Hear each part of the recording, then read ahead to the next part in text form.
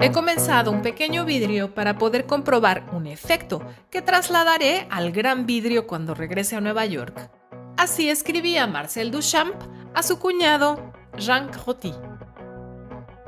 El pequeño vidrio, equilibrio efímero o equilibrio alterado como lo llamó Catherine Dreyer, es una invitación a acercarse a esta obra. Claro, ahora podemos hacerlo a través de la tecnología en la página del MoMA. Aquí abajo te dejo el enlace por si te interesa. Aunque a Walter Benjamin seguramente no le hubiera gustado mucho. Marcel Duchamp creó un arte para pensar y no tanto para mirar. Acuñó un término llamado pintura retiniana. Aún después de haber logrado un inicio como pintor, decidió cambiar su rumbo. Prefirió llamar a la pintura como una cosa mental. Es decir, el arte y las imágenes entendidas como apertura al mundo y como un motivo de reflexión más que de contemplación. La obra que veremos hoy se puede mirar como imágenes suspendidas en el espacio. Se trata de formas geométricas, formas que Duchamp estudió durante 1912, con mucha inquietud, indagando en tratados de perspectiva y geometría. Una pirámide dibujada en perspectiva flotando en la parte superior del cuadro.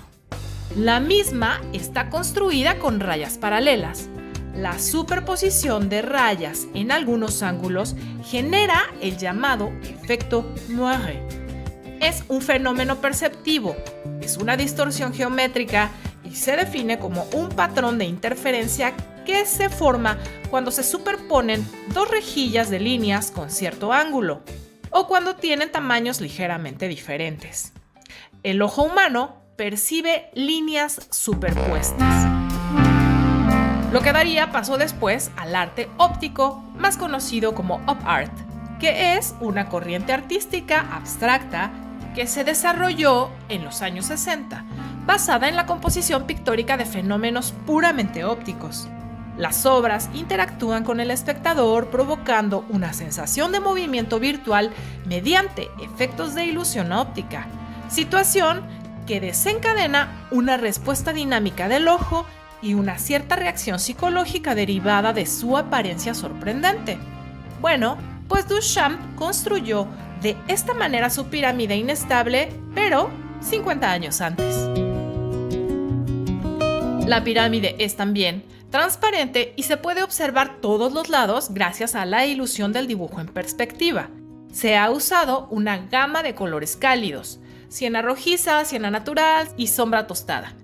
En las notas para el gran vidrio de la caja verde, un trabajo de 1934 de Marcel Duchamp que reúne documentación y fotografías acerca de todo el proceso creativo de su obra para el gran vidrio y que pone de relieve el arte como proceso de pensamiento, Duchamp escribió: cuando pintaba, utilizaba un grueso vidrio como paleta y al ver los colores desde el otro lado comprendí que ahí había algo interesante desde el punto de vista de la técnica pictórica. La pintura siempre se ensucia, se amarillea o envejece al cabo de poco tiempo debido a la oxidación. Ahora bien, mis propios colores se encontraban totalmente protegidos. Por tanto, el cristal era una forma de conservarlos a la vez puros y bastante tiempo sin cambios. Esto lo experimentó en este pequeño vidrio. Debajo de la pirámide, desde el punto de vista frontal, 3 círculos de tamaños con ritmo creciente hacia el primer plano. Los 3 círculos están reunidos desde la base por una línea, como si fuera un hilo de tensión, y parecen estar apoyados en un segmento lateral de un triángulo que se escapa de los márgenes del cuadro. La figura está incompleta y nuestros ojos construyen la totalidad fuera del espacio delimitado por el marco de metal con el indicio de estos 2 segmentos parciales que parecen cortados. Por cierto, te recuerdo suscribirte, compartir y seguir viendo todos estos videos de Aprendiendo Arte con la Baladón para que más personas puedan saber sobre arte. La pirámide del pequeño vidrio de Duchamp tiene en su base líneas que circundan. Algunas parecen desgastadas, como si la pintura estuviese saltada. Se le podría llamar destellos geométricos, como un esquema geométrico de rayos de sol. Esta imagen recuerda un reloj solar o la sombra de los rayos de una rueda de bicicleta, parecida a las sombras proyectadas de su última pintura sobre tela llamada Tu Si trazamos 3 líneas de horizonte en el cuadro, dividimos el espacio en 4 partes proporcionales. Podría ser que el recorrido visual sea ascendente. Estas rajaduras irregulares se intuyen como el resultado de un accidente. Algo imprevisto ocurrió y se contrapone a toda la precisión del dibujo. A Duchamp le gustaban las rajaduras ocasionadas por efecto del azar. Hay una leyenda inscrita en esta parte del triángulo inacabado que dice: para mirar el otro lado del cristal con un ojo de cerca durante casi 1 hora. Los círculos son lentes de aumento que invitan al espectador a acercarse, ya que al observar con una lupa las cosas, cambian su escala y se deforman. La reflexión que invita el título se puede comenzar por preguntas que nos abruman. Para mirar qué.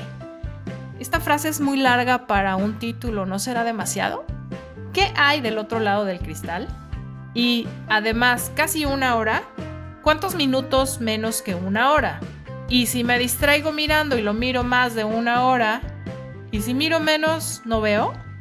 ¿Y si me canso antes y me voy, qué pasa? El gran vidrio es un mecanismo para mirar la nada a través de un vidrio, o mirar lo que suceda por casualidad en el ambiente que está ubicada. El título en sí mismo es un manual de instrucciones. Habría que acatar a la orden, no durante 1 hora, la paciencia tiene límites. Con el ojo clavado en la lupa se ve mejor o no se ve la obra desaparecer, apenas una imagen reducida e invertida de la galería del museo. Si pasa otro observador por enfrente, se verá invertido y se convierte en parte de la obra. Además de las lentes de aumento y la pintura, usó el papel de plata, que es el que se utiliza para imprimir las fotografías. Recordemos que Duchamp estaba muy interesado en la fotografía y muy unido por una amistad con Man Ray, con quien gustaba realizar todo tipo de trabajos y experiencias visuales. Todo este esquema representado sobre el vidrio está enmarcado en metal y descansa sobre una base de madera pintada que recuerda a los marcos de las puertas o las ventanas de otra obra de Duchamp llamada Fresh Widow. Como dice Octavio Paz, el arte de Duchamp es intelectual y lo que nos revela es el espíritu de la época, el método, la idea crítica en el instante en que reflexiona sobre sí misma, en el instante en que se refleja sobre la nada transparente de un vidrio. Esta obra o este bosquejo, si pensamos en la obra de Duchamp como proceso, fue realizada durante su breve estadía en Buenos Aires, entre 1918 y junio de 1919. Por el mismo Duchamp sabemos que había llegado con la intención de trasladarse a un país neutral, pues en 1917 Norteamérica se encontraba en guerra.